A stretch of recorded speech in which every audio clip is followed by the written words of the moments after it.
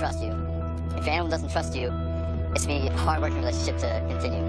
So we use obedience not only as a form of discipline with the animal, but to build a solid foundation between the dog and the animal. There are those who consider our military working dogs to be pieces of gear. I, for one, do not believe that at all. To try to remove your heart from the situation is really asking too much of a handler, because how are you supposed to really give it your all if you don't care for the animal like we do? She did all her commands the way I wanted her to, with good performance and good precision, so I just pay her. Good girl, yeah, good girl. Here, I'm gonna bring him to you, let him up a little bit. Let him know Daddy loves you, did a good job. Good girl, baby.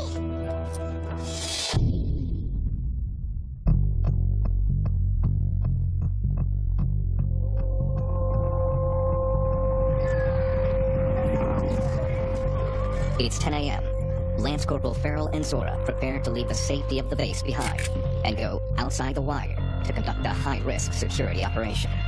We're gonna go on a little patrol, stuff out, some security, check out a compound.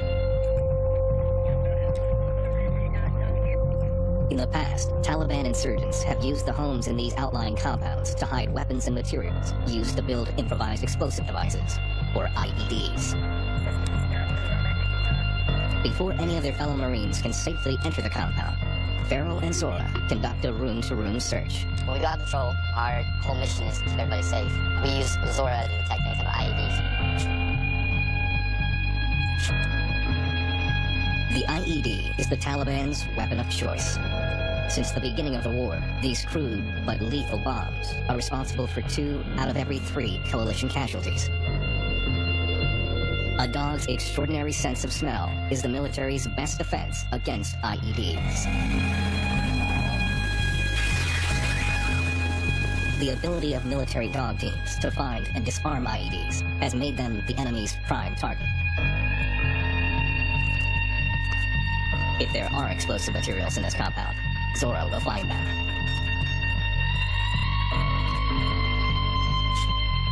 Hey, I got a positive response. Hey, watch those doors. I think she might hit something in his chest. Yeah. Basically, the dog threw a huge change of behavior, and she threw a violent response on his chest. Take his cane. The dog's got a hit, so we need the keys. Hey, that's Russia. Yeah. Squad leader Sergeant John King orders the homeowner to open the chest.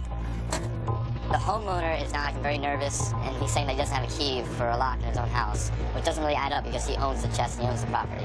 He just wondering what could be in there that he doesn't want us to get to. Move that chest? I don't want to move it, because if there's something in there and there's an anti-tamper. Yeah. At this point, the anxiety in the room starts to rise.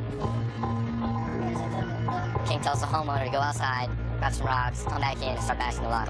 Let's clear some people out of this room. If there is a bomb inside the chest, a tamper-proof trigger could set off a deadly explosion.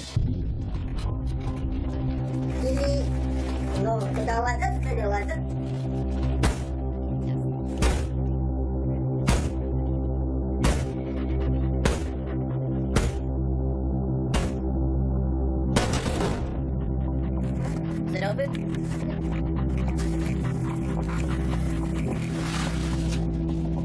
The lock is off. Sergeant King checks for any detonation devices, and every Marine holds his breath.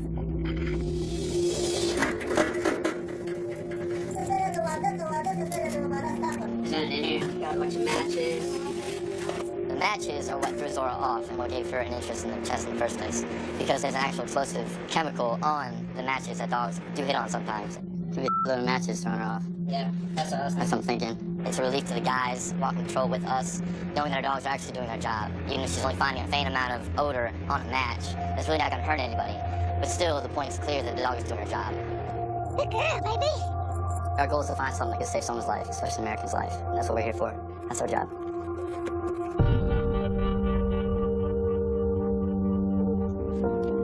My name is Corporal Nyman. My dog is Emily. Emily and I, we've been together almost a year now.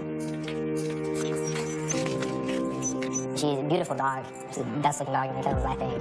But she's always happy. Never a dull moment with Emily, so she's always doing something that makes you laugh.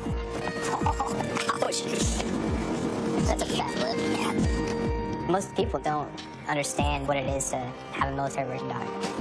When you're over here in Afghanistan, you build a relationship with your dog that is completely indescribable.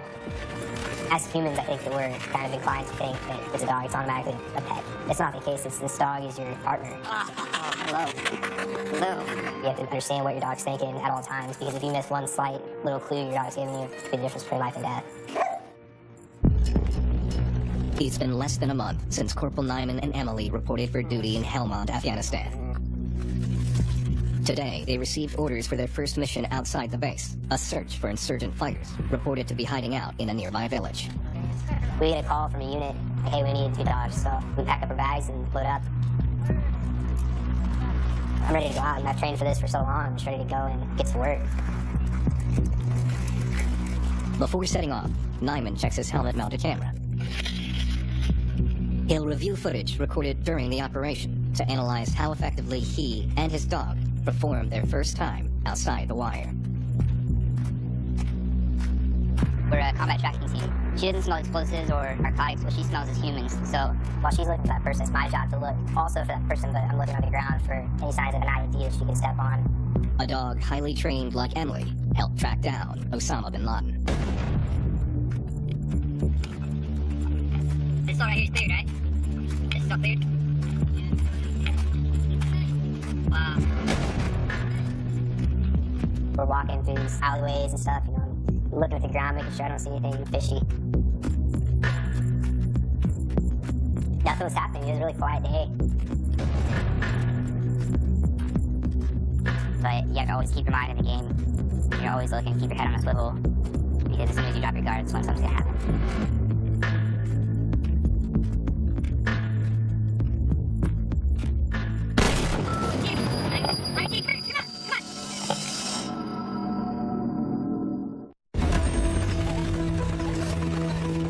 Helmand Province, Afghanistan. U.S. Marine Corporal Drew Nyman and his military working dog Emily are conducting their very first patrol deep in the heart of enemy territory. Their unit is searching for Taliban insurgents suspected of hiding out in a desolate Afghan village.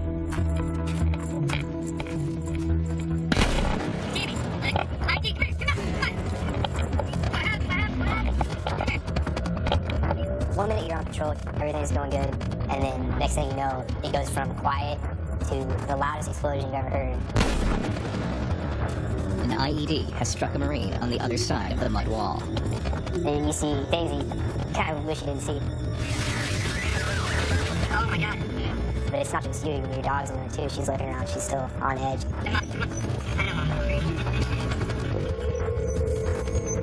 You feel like the stakes are raised. You have a lot more to live for. I just want to go back and call my wife.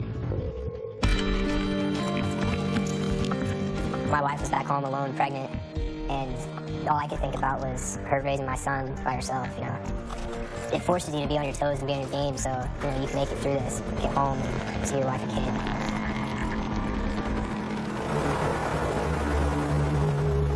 In the aftermath of the blast, medevac is called in to remove the seriously wounded Marine from the battlefield. It was a crude awakening, especially on the first patrol I'm on. You can't help but think, well, what's going to happen tomorrow?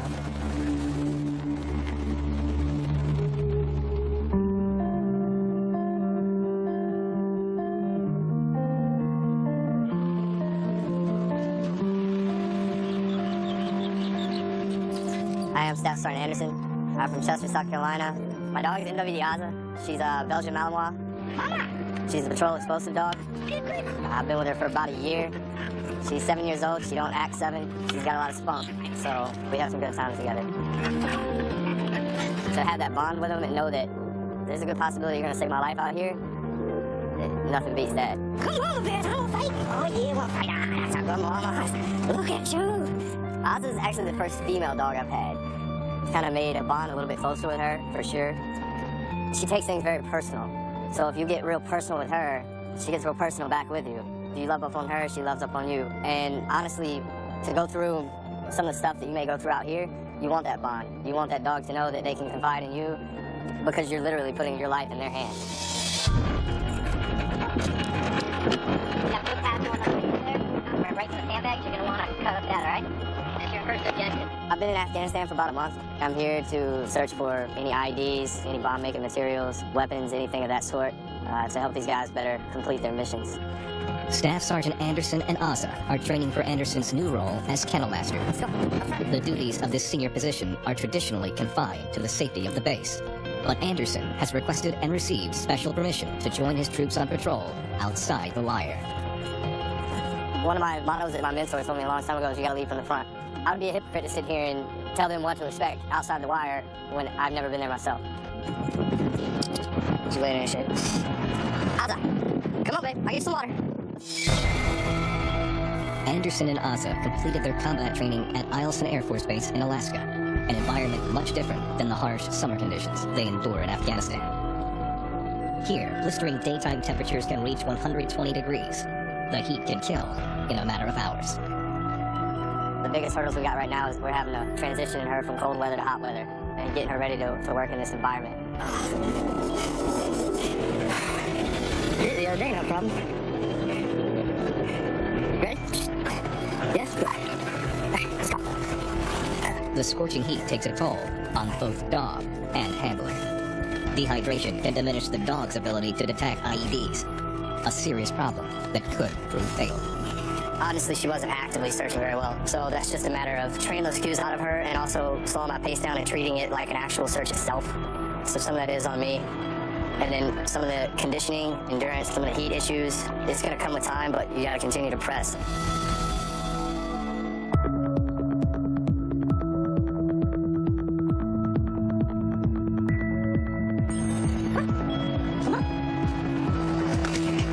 You got this, you got this. Good man.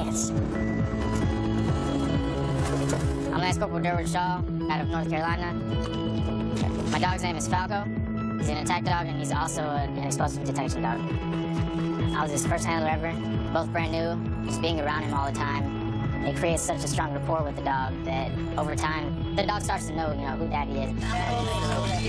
Oh, Daddy.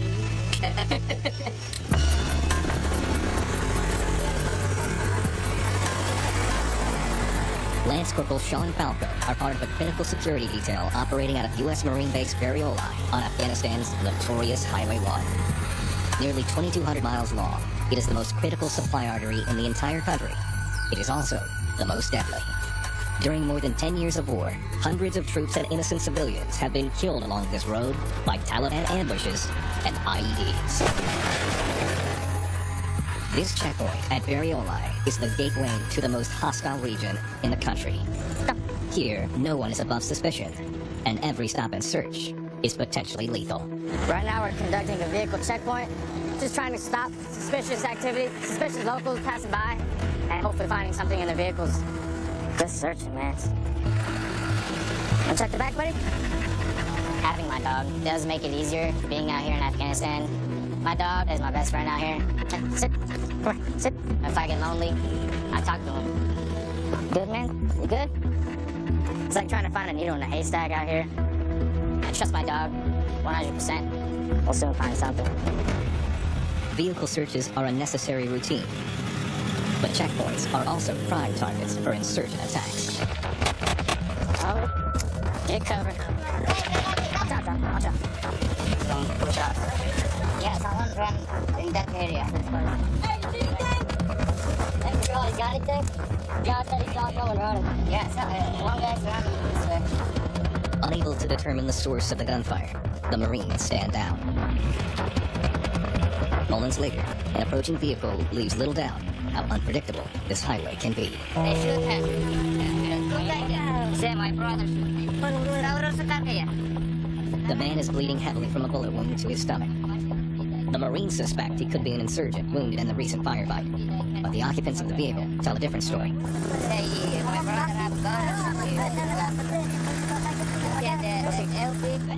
If the Marines don't let him through, he may die. If they allow the car to pass, they could be helping insurgents get away. With no hard evidence to detain the men, the Marines have no choice.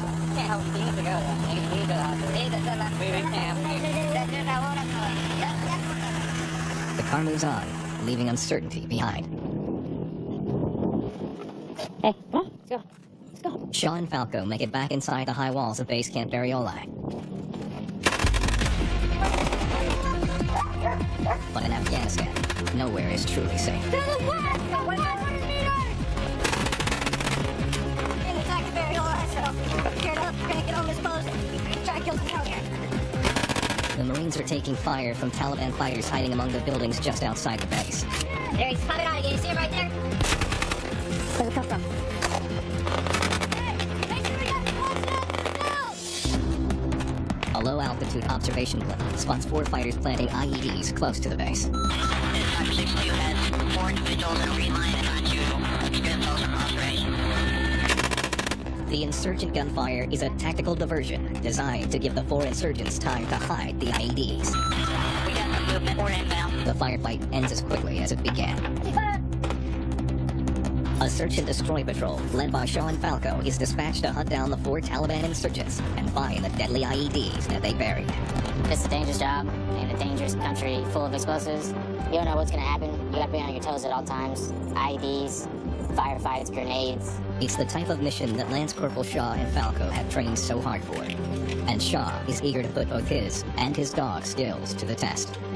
But every trip outside the wire is a trip into the unknown.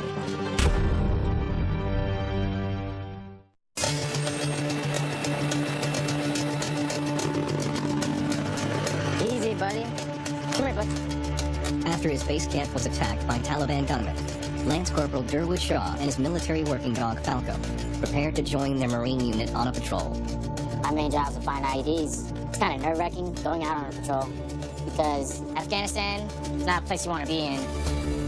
Every 5 feet there looks like there is an IED.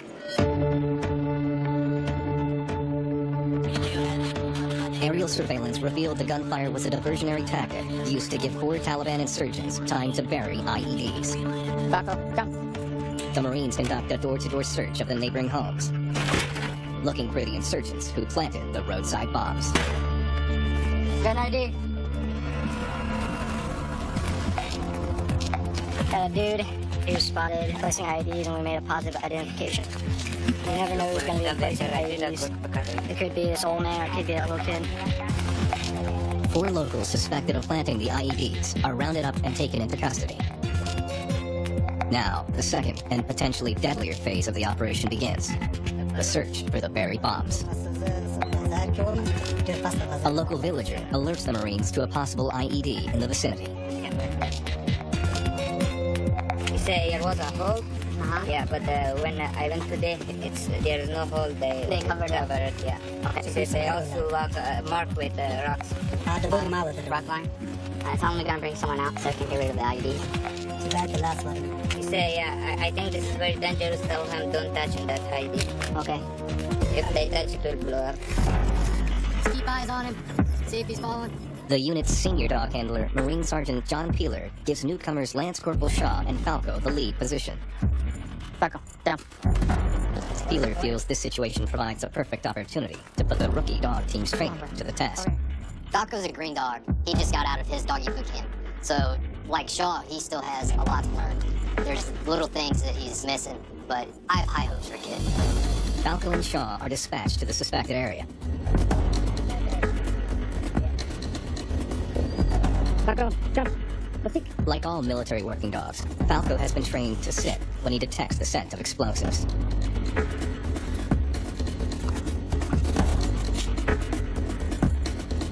See that change behavior?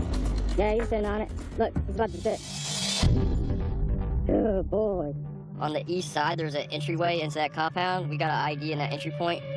The next part of the operation is the most dangerous.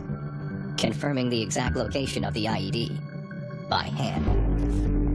Right now he's doing a technique called finger sweeping. He's trying to find the edge of a pressure plate to kind of confirm whether it's an IED or not. Yeah, there's something there. That's an IED for sure. It's one of the routes we've been using, so that had to been put in recently. The team clears the area as the IED is detonated. This one's for Falco. Iron hole! Yeah, that would have killed my dog if he stepped on it. Nice one. Good boy. Hey, easy, buddy. First time you see that, bud? It's a very satisfying feeling knowing that Falco did hit on it. I mean, I got this feeling inside. It could have been another Marine that could have stepped on it. Rocco's doing pretty well, actually. I know he's thirsty, so I'm gonna give him some water, and he'll probably go to sleep after that.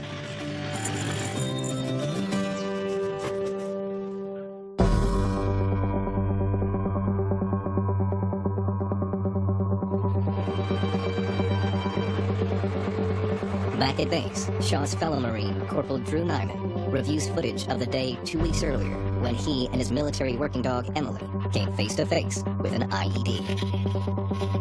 Marines like Corporal Nyman study footage captured on their helmet cams so they can look for clues that will help them stay safe on their next trip outside the wire. Complacency kills. As soon as you drop your guard, that's when you're gonna miss that one little thing that could have told you, hey, there's an ID here. That's when you're gonna step on it. Jamie, ID, come on. Just 2 days later, Corporal Nyman and Emily are sent out on patrol to the same village where an IED blast seriously wounded his fellow Marine. I think I'm more afraid before I go out on patrol than I am actually on patrol. Not knowing what's gonna happen next, I think, is probably the biggest worry out there. Hey, you see those 3 men in the compound over there cooking their head up? Everyone acts out of fear. You're not afraid, you're not human. But you can't let your fears get in the way of your work. Hey, you see those batteries here? Yeah, all the carbon rods taken out of them. Make an ID. The intel said low IED threat, we're going on the outskirts, don't expect to see anything. But one thing I learned on patrol is if the brief says you're not gonna have anything, it's gonna be a really slow brief, don't listen to it because that's when something's gonna happen. The stress and relentless heat test the endurance of the entire unit. Hey, this water stay perfect. Nyman stops to give Emily some water as another Marine pushes forward. Before Nyman and Emily can resume their position, the unit is hit. Hey, we need overwatch, get it! Oh my god.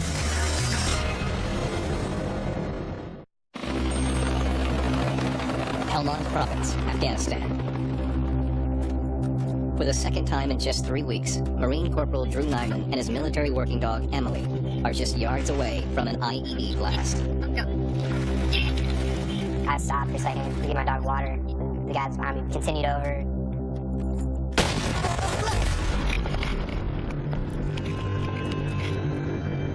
He stepped on an IED. Emily was about 4 or 5 meters from the blast when it happened. As soon as it went off, I just saw the smoke and the cloud. You see a cluster of guys over here working on another guy, fixing him up. Hey, we need overwatch, get it! We need overwatch! Oh my god. I just see Emily just laying there, and I'm like, my dog is dead. But as soon as I laid a hand on her, she just jumps up and starts going nuts. Her tail's between her legs, whimpering. And I looked down at Emily, and she was just like looking at me with these like glazed eyes. Like, dude, this sucks. She might look fine on the outside, but she wasn't herself. Emma, come here. Emma, come on. You have a dog looking up at you and saying, try to get us both out of this alive. The roadside blast has left one Marine seriously wounded, and in the aftermath, Emily is not behaving normally. A medevac is also sent to bring her back to base for evaluation. Her days as a military working dog could be over.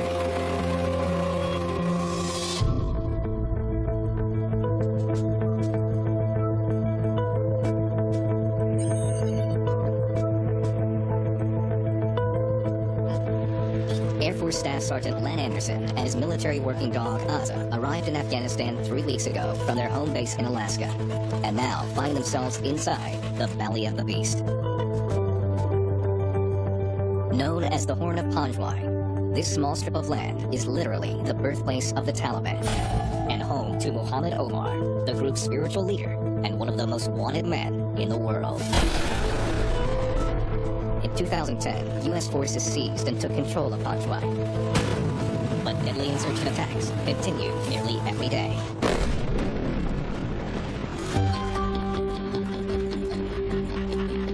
It is Anderson and Ozza's job to help keep this volatile area in check. But coming from Alaska, it's been tough for them to adjust to the brutal Afghan heat. We're here in the heat of the summer, so it gets pretty hot. It's above 105 right now. I've seen it to where it's gotten up to 126. A lot of dogs will come over here, they'll try to go get out of the heat, into the shade, relax. And what we try to promote in them is to push through that. She's actually adjusting way better than what I thought she would.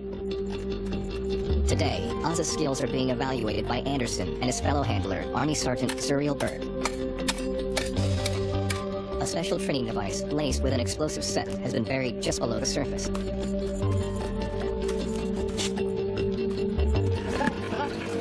Oz is not responding to it. I don't know what to do with it right now.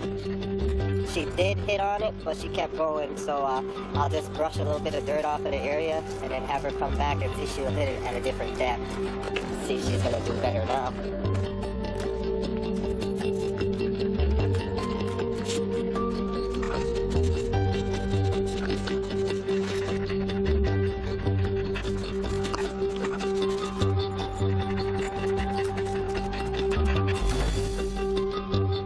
If she can't perform here, Ozza can't be trusted to signal IEDs outside the wire.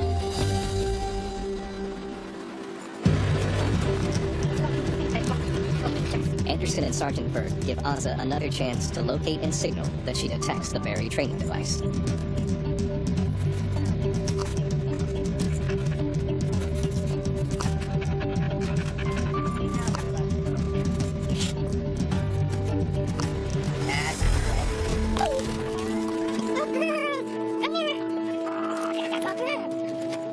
We're managers of the dog, that's about it.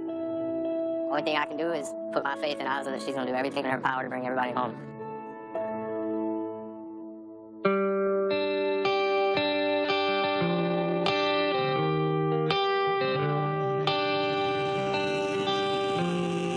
It's another day at Marine Base Barioli in Afghanistan's Helmand province, and it's Lance Corporal Durwood Shaw's 21st birthday.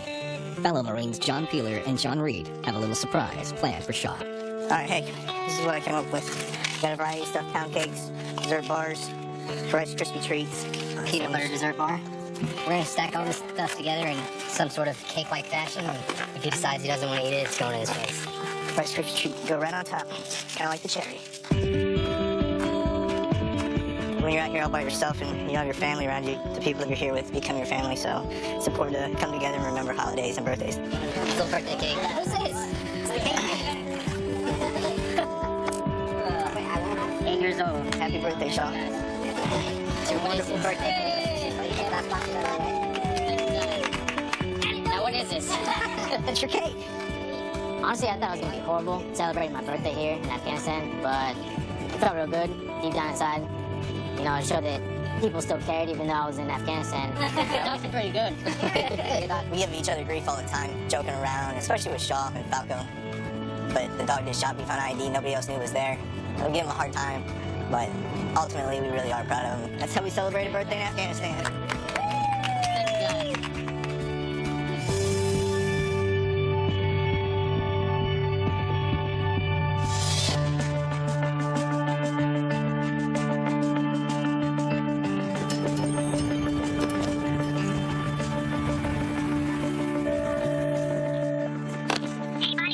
Hey, Ma. How you doing? How are you? Doing good. In Afghanistan. Yeah. But from Afghanistan, still trips me out from Afghanistan, like around the corner. How are you? Tell me everything, honey. I'm just going good. We're going back out here in about 2 days. So we'll give you a call. Everything's going fine now. Okay. Resort's been good. Well, I have no idea where you are, but I think about you every minute of every day. I mean, it's just unbelievable what you sacrificed. No, it's alright. It's really not a big deal. I'm good. I know, you've been calling her a lot. I appreciate that. Yeah, no I really problem. do. It's not knowing. Not knowing is the worst. All right, honey. I know. Alright. Be safe. I will. Please. Keep everyone safe, too. I'm good. I got you. Resort's doing her thing. We're all good. Please tell me the puppy has your back. She does. She does. Don't worry about her. She's good. Trust her. Okay. I love you, Mom. I love you. Alright. See you. Bye. Bye. Sit. My mom's been good. Nothing bad. News, good news. Worried. Worried about me a little bit. But who isn't? The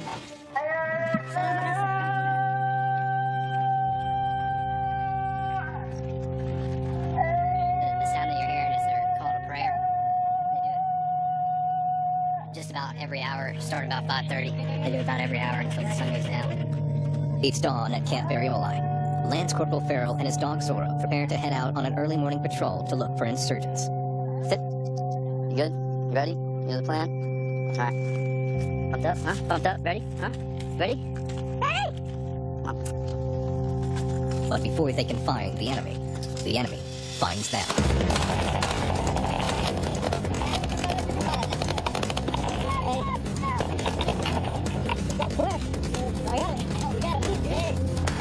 Right now, the ECP just got shot at, so we're gonna go out and try and get a track on the guys. Firing on a U.S. base is a common Taliban tactic used to draw soldiers out into the open. Despite the danger, Lance Corporal Farrell, Zora, their fellow Marines, and an embedded camera crew head out into enemy territory. Good girl.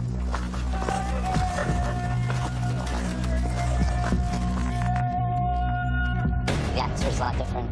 The people acted a little bit differently. The entire attitude of the area was changed.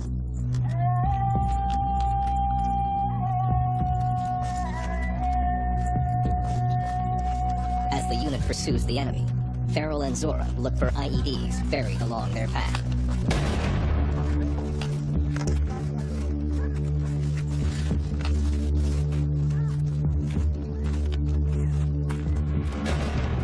Hey, right here's where they were talking about they were shooting from. The alleyway just on the other side of the wall. This is where we need to be.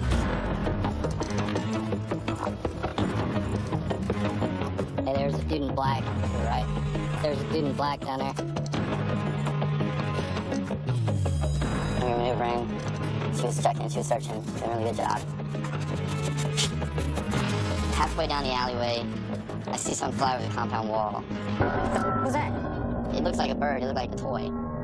And then that's when I heard someone say, I said, come, come, come, come, come, come.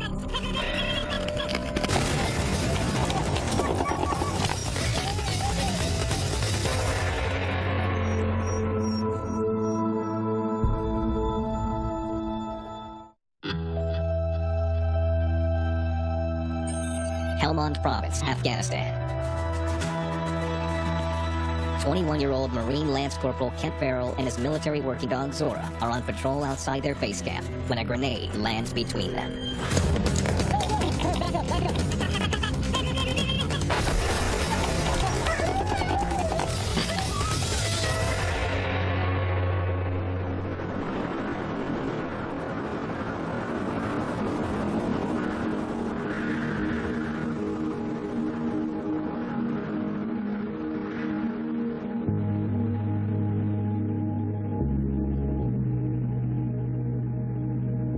When she came running, she was coming towards me. When she got closer to me, the grenade went off, and she caught the brunt of it right on her left side. She kind of collapsed. She really didn't move after that.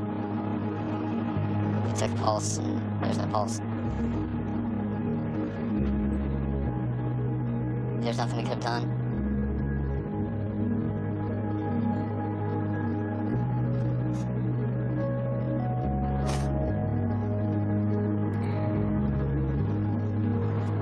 She took shrapnel into areas that there really couldn't have been anything done to her. You know, she was thrown on the bed table immediately after it happened. So she went quickly.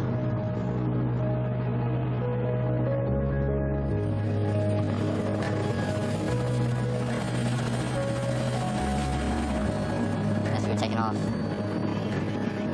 they draped an American flag over her. As soon as they hit home, she was gone. That's when I lost it on the bird over here, so when I saw her on that American flag, it really touched me that the crew did that for her. Treated her like a fallen Marine. My partner. My sister in arms.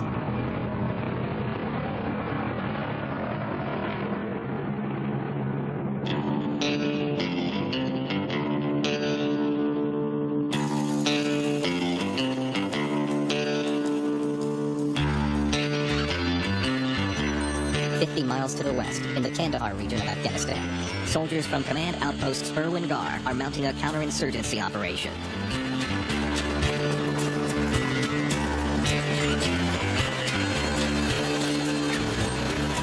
The objective is to destroy hiding spots the enemy has been using to launch their attacks and conceal their escapes. The Taliban's coming up and they're firing on the checkpoint. So what they're doing right now, they're clearing out this tree line in this squall, so they'll be out in the open. Taliban's gonna be pretty angry about this. Anytime we can disrupt the enemy, it's a good day for us.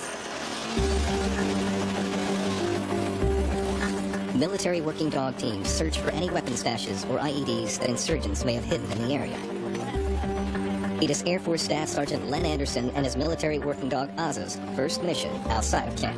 I'm very excited about going on the mission. This is what I joined K9 to do. Yeah, I'm nervous about going, but I joined the military, I signed my name, and this is what I'm here to do.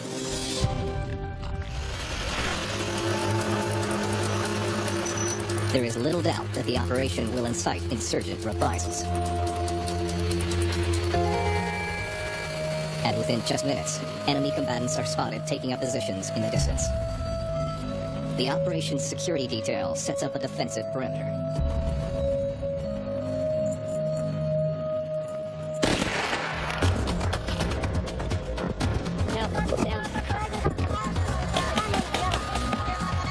There's a lot of yelling on the other side of the tree line.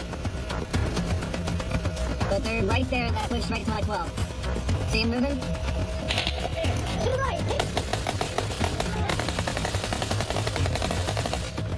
Right there, right there. The insurgents give up the fight and run off. Hold the shot! Ceasefire! With Taliban hiding spots in the area destroyed, the unit heads back to base, confident that they have diminished the enemy's ability to stage attacks. We want to just let the Taliban know that we know where they're shooting from, and we're gonna come get them. Overall success, no one got hurt, took some contact, everyone got the blood flowing, we'll go in here, and then regroup for tomorrow's mission.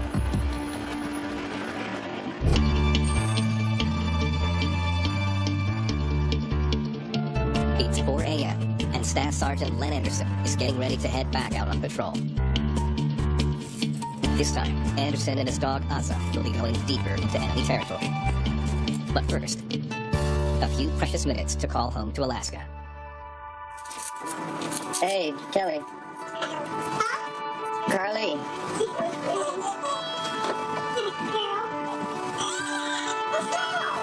Where's Aiden? What's up, buddy?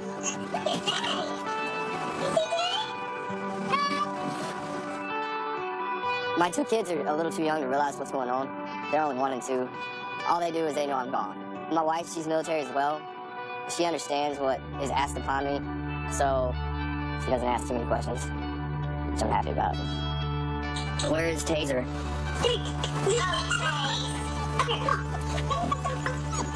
So I roll out here in a little over an hour. Alright, I'll let you guys take them to bed. Bye. Bye, buddy. Alright, love you. Love you too. Bye.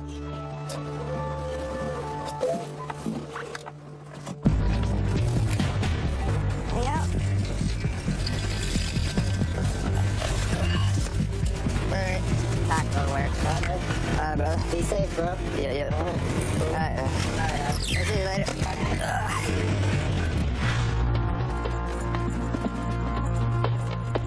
Not working yet, big girl. Morning, guys. For the last 90 days, there's been 11 dark fire engagements in that area. And the ID threat is heavy. The mission objective is to track down a group of insurgents operating in the village of Pai Maluk, a Taliban stronghold located a mile from the base.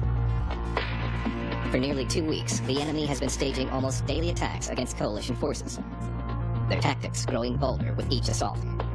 Anderson and Asa are one of 3 dog teams that will be searching for IEDs en route to the village. They're shooting our now, so them. They shoot from us, we're blown up. Any questions? Alright, get out.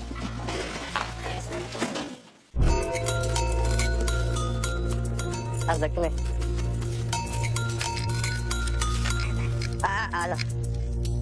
Anybody sitting here would be lying if they said they weren't a little nervous or a little scared. There's no way around it. You don't know what to expect. It may cost you your life. It's the price we pay for our country. The #1 thing is try to come home and bring everybody home with you. I have a history of not being a magnet for craziness, but at the same time, that could mean that I'm due for a lot of craziness. There you go. We started off on the patrol, and we always take the dog because the dogs are usually pretty good at sniffing out the HME, the homemade explosives, the fertilizer that the Taliban used. Come up with him, right back. We try to stay off paths and roads because that's the main place for the enemy and places IDs. So we cut through the grape fields. What's going on? An hour into the mission, What did you say? the unit translator and one of the Afghan army soldiers Down. get into a disagreement about what route to use to get to Paye Maluk. What's he saying? What? X-ray 36, southwest, contact. Just a couple rapid fire shots, can't see anything. Stay. Let's keep pushing. Let's keep pushing, Eden. I don't want to get the path. That's Paye Maluk, we have to get on the path. Yeah, it's really sketchy as path, so we want to push further south, further north. Can we push past the path? The small arms fire forces the patrol to change their route. Are we going on a path? Ah. Sure are. We're continuing to push. The soldiers maneuver along a narrow path bordered by mud walls and a small creek. How's it? Chicks. Good little girl. Hey, Eden. Let's not stay stationary. All right. Show us.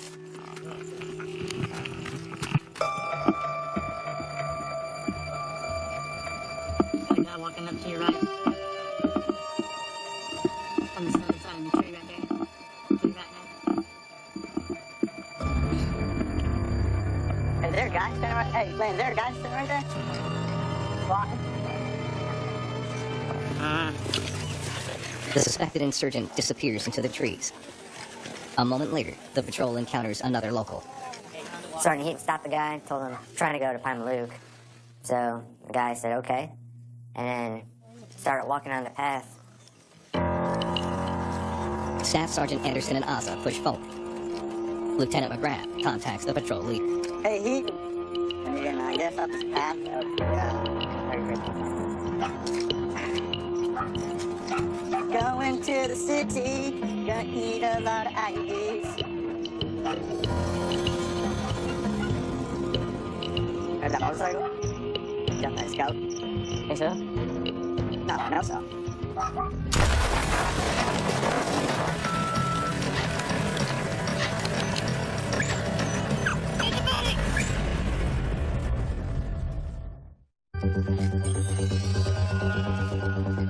Air Force Staff Sergeant Len Anderson and his military working dog Asa are on patrol near the Taliban stronghold of Paye Maluk. There's that motorcycle. Got that scout. Think so? No, no so.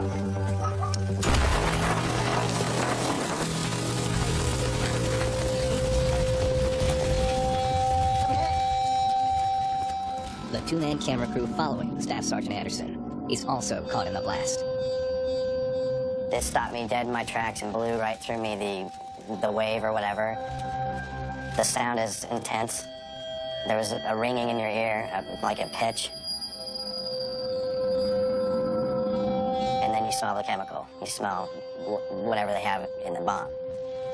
Get the medic up here! The job of a cameraman is to tell the story, and not to become part of the story. You know, unfortunately, that morning, I was blown into the story. I looked over, looking in that direction, I see Craig pop up. I was in the Marine Corps for 8 years. I was in combat in the first Gulf War. I think that helped me be able to focus and get up and go. I grabbed my camera and saw Staff Sergeant Anderson laid out on his back. There was a second I almost was overcome, and I wanted to freeze. But then I just looked at him. Easy. I saw blood coming out of his left leg, and I knew they're gonna help you. You're embedded with these guys, and you live with them, and you film them, and they get in firefights. And then they protect you. And so it was my turn to protect him. So I just clicked tourniquet. I put the camera down, put a tourniquet on him. That time the medic came up, I started putting a tourniquet on his other leg. Lynn was kind of going out and keep talking to him, shaking him, saying, hey, you okay? Easy, okay? We got you, buddy. We got you. I remember seeing Craig, and he was comforting Sergeant Anderson the whole time because Sergeant Anderson was not wanting to give up at all. And Craig had a soothing way about his voice. I'm really proud of him. He really helped a brother out in a time of need. Ozza was also in the blast, but the blast literally separated the leash. And so Ozza was running around. Sergeant Hojo picked her up and held her while we did first aid. You don't feel good, man. I remember seeing Sergeant Anderson's dog. He was right next to me. So I grabbed a hold of the dog. And I looked back and I saw quite a few people, including the medics back there, working on Sergeant Anderson. I was taken aback by the expression on Alice's face. And it was absolutely amazing to witness. She completely was ears towards him and focused on him and concerned for him. Probably the most amazing thing I've ever seen between an animal and a man. You breathing okay, buddy? Yeah, okay. Just get me out of here. Okay. After the doc and myself, we finished bandaging. It was time to put him on a stretcher, so they threw down just a black sheet, basically, and put underneath. Okay, I'm rolling my way. So we're gonna put him on, okay? And at that point, I went back into, okay, I've done my part, but now I'm gonna let these guys do their part. Hey, I need at least 2 more guys to help carry. Alright, hey, 1-6. Alright, so make sure this bag's picked up. So they actually picked Lynn up. There was a mud road that went across into the field they had secured for an LZ landing zone. We went down through the creek. And it took 8 guys to get him through there and get him up this hill.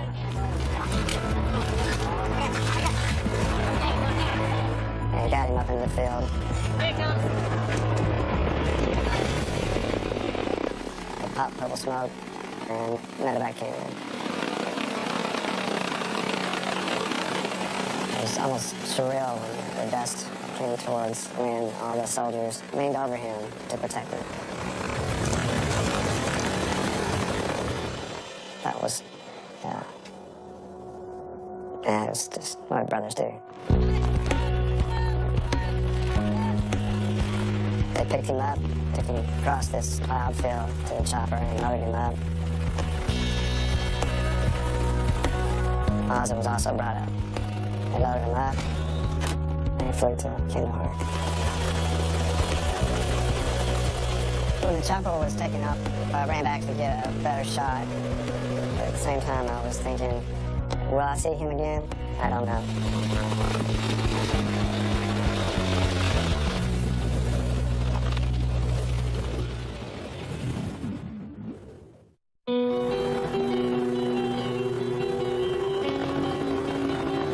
25 minutes after an IED blast tore through his patrol, Air Force Staff Sergeant Len Anderson is medevaced to a military field hospital and rushed into surgery. Anderson has severe injuries to his hands and legs. Surgeons fear he will lose at least one leg. If his bleeding can't be stopped, he could lose his life. The news reaches Anderson's home base commander in Alaska. I got a call from one of my master sergeants. He asked me if I was somewhere good, and you never want to hear that asked of you when someone calls. And he basically read the report that the command post received that Leonard was very severely wounded, which by definition is not expected to survive 72 hours. I've done some difficult things in my career, but taking that phone call was probably the hardest thing I've had to deal with. An operational review of footage taken just before and during the IED blast reveals a high level of planning and coordination on the part of the Taliban. I spent a couple of hours watching the video, several segments of it, frame by frame. Historically, we've seen dog hammers being a target of interest by the insurgents because they're a very effective tool against the improvised explosive devices. And from the video, it's pretty clear that Staff Sergeant Anderson and Ozza did nothing wrong. Hey, Eden, let's not stay stationary. Because command-initiated device is where an insurgent actually has control over the device, and you have to be able to see the target. Hey, is there a guy sitting right there? Spotting? There's no doubt in my mind that someone was watching and someone detonated that device.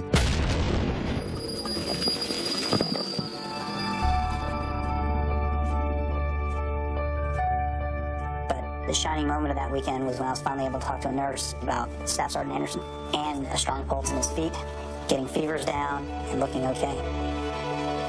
I gotta tell you, when we finally heard that Oz was alive and coming back to the States, probably the second best bit of news that I got that weekend.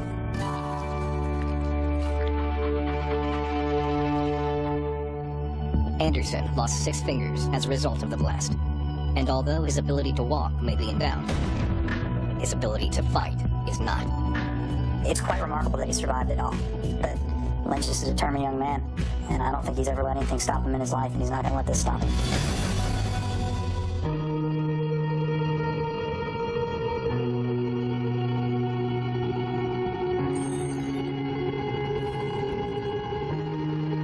Back in Helmand Province, the Marines at Camp Leatherneck take time to honor one of their own. Marine working dog Zora, killed by an enemy grenade while on patrol with her handler, Lance Corporal Kent Farrell. You replay it 1,000 times in your head how it could have gone differently, and the fact is that I was doing my job, and she was doing hers. And she was killed in line of duty for me and for the guys on the patrol. Not for any type of payment other than a good girl, and a pet, and some water, and some food when we got back. Some people say, it's just a dog. Well, it wasn't just a dog to me. One of my best friends I've ever had died that day. We talk about heroes all the time, but Zora was and is my hero.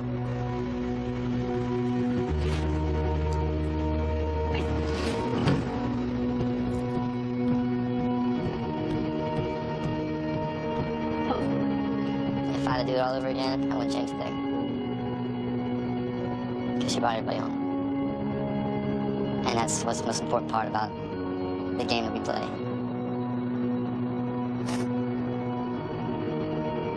It's the part of the job that sucks. I love that dog.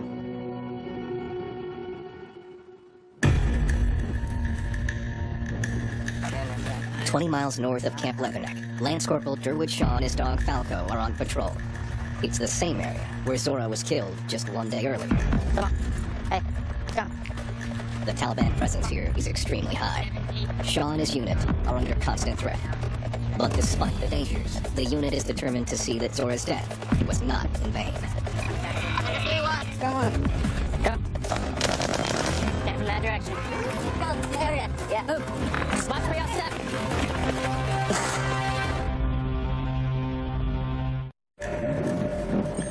Helmand Province, Afghanistan. Marine Lance Corporal Durwood Shaw and his military working dog Falco are on patrol in enemy territory. Just 1 day earlier, this same Marine unit was ambushed here. A Taliban grenade killed one of the squad's military working dogs. Their mission is to push out the insurgents by any means necessary. But the enemy hiding here won't go easy.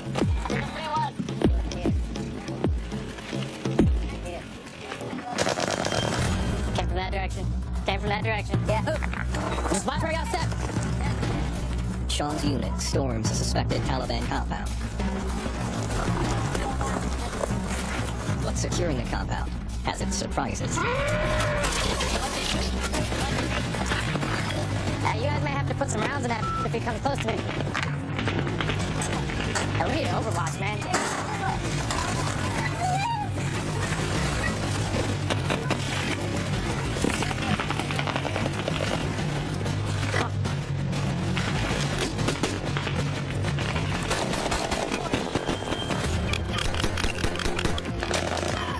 The firefight intensifies.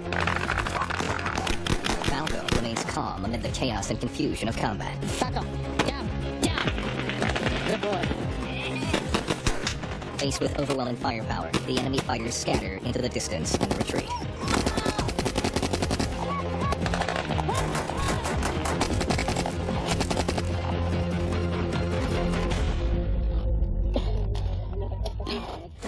is gonna happen. Coming out to this sector. Welcome to Afghanistan.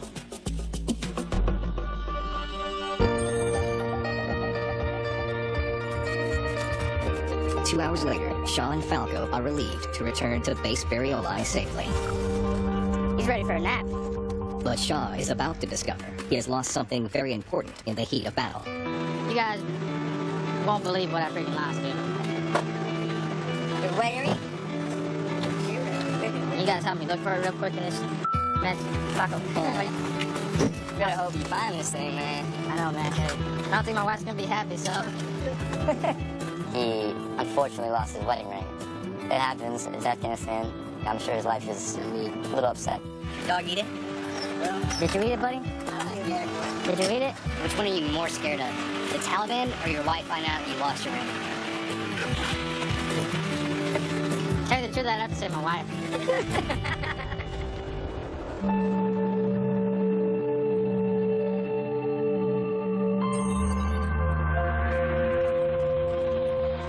It's been 2 weeks since Marine Corporal Drew Nyman and his dog Emily had a close encounter with an IED blast. In that time, Emily has exhibited classic symptoms of post-traumatic stress disorder, or PTSD. She now appears hypersensitive to loud noises, a liability on the battlefield. Today, the veterinarian at Camp Leatherneck will evaluate Emily's condition and fitness for further duty. Morning, man. So how's she been doing the past 2 weeks? First couple of days, she was kind of out of it. Wasn't acting really herself. Lately, she's been a lot more playful, so. Any noise anxiety? Loud noises, yes. I mean, she might look fine on the outside, but on the inside, you know, the vet was like, oh yeah, she suffered dog PTSD. The vet recommended, or mandated, I guess, 3 weeks of no duty, where she just sits in her kennel. The fact that my peers are out still in the fight, I'm sitting here waiting on my dog to see when she's gonna recover, if she recovers. It sucks not being able to go out, but if she's not ready, if she's not gonna be at her full potential, it's lives at stake. It's my life, it's the Marines around me's life, it's her life. And if she's not at 100%, it's not worth the risk, putting lives in danger. So that's what we kind of have to see. Just days later, Corporal Nyman learns that Emily will in fact be taken off the battlefield. But not in the way he expected. Nyman and the other Marines in Helmand Province are having their deployments cut short as part of the drawdown of U.S. troops in Afghanistan. It's the best news these brave men and dogs could have received. First thing I'm gonna do when I get home is give my wife a big kiss and kiss my son, my new son. It's kind of hard to fathom that I'm gonna come home to a child. If Falco wouldn't have done his job out here, finding IEDs, I probably wouldn't be coming home right now. My wife would have grown up a widow. Daughter would have grown up without her father. Yes, they are a piece of equipment to the Marine Corps, but we bond so much with our dogs. I mean, you're not supposed to fall in love with your dog, but you're going to.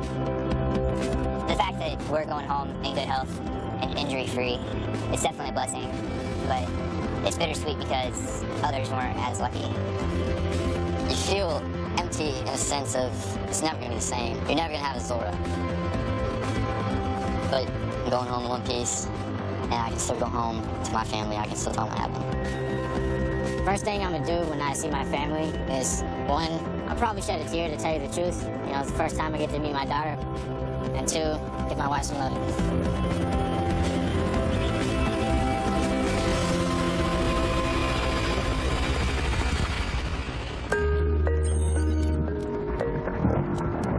For military families, a homecoming is the joyous end to months of waiting and worry.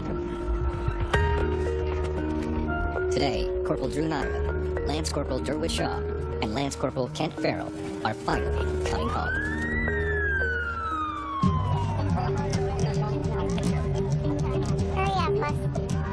My name is Krista Nyman, and I brought Bentley here to meet his daddy Drew, and he is 4 days old. My husband is on his way right now to meet our daughter for the first time. Her name is Cameron.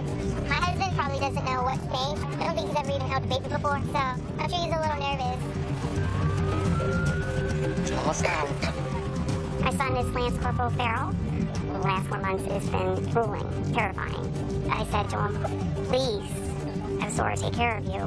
And he promised me she would. She sacrificed her life for him. Military working dogs Emily and Falco have been safely returned to their kennels at Camp Lejeune. Zora's ashes have also come home.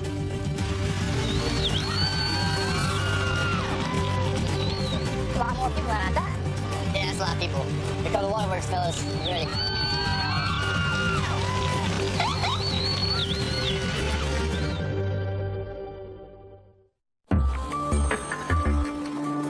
Eielson Air Force Base, Alaska, half a world away from the battlefields of Afghanistan. A combat veteran is preparing for a special kind of homecoming.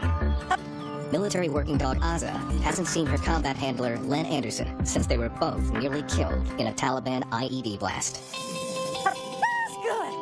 After a period of evaluation there in Afghanistan, Azza was returned back to the States. Kennel trainer Staff Sergeant Nicholas Drake has been working with Azza since her return. Tonight, Sergeant Anderson is going to be returning home for the first time. Everybody is extremely excited, especially his dog. Anderson and Oz are our team, and that team's not going to be broken. No matter what you do from here on out, they need to be together.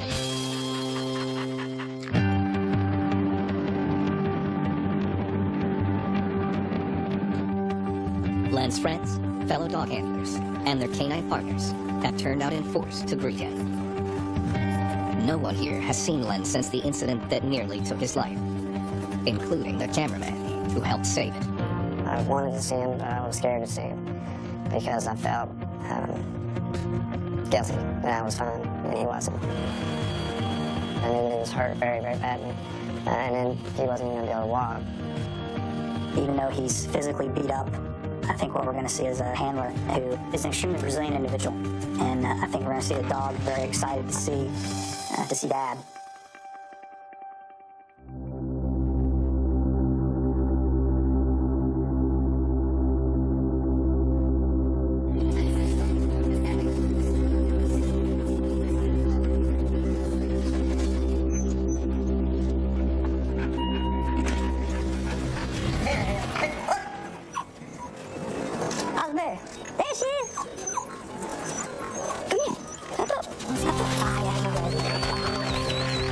Leonard coming off the elevator knew he was going to be in a wheelchair, but just to see how Ozzy recognized him immediately and was like, hey, it's Dad. It was awesome to see them together. And then he jumps out of the wheelchair. Doors open and all I could think was, Ozzy, I don't think I've ever gotten him faster. I mean, you're with a guy on a battlefield, and you put him on a chopper and you think, I'll never see this guy again. And then 2 months later, he comes flying into Alaska. Nothing to collar. And he's talking. He's mad that Oz doesn't have a collar on that he wanted her to have. You messed my collar up? His collar. He's already asking about it. I told you you'd ask about it. You messed my collar up. Yeah. I can't believe you. You're just like, wow. And you're just blown away that he's come so far, and that's not what I expected. What up, brother? How you doing, man? Yeah, thanks, man, for everything you do. When I hugged him and he told me that he only remembered my voice that whole morning, it washed away all my fears, my anxieties, and my guilt, and it inspired me. I didn't know what happened either. I didn't either. They told me what you did, so thanks, man. Well, his strength made me forgive myself and what had happened and the way I felt. Len's return inspires all his friends in attendance, even the youngest ones. What up, kiddos? How y'all doing? Y'all good? Yeah?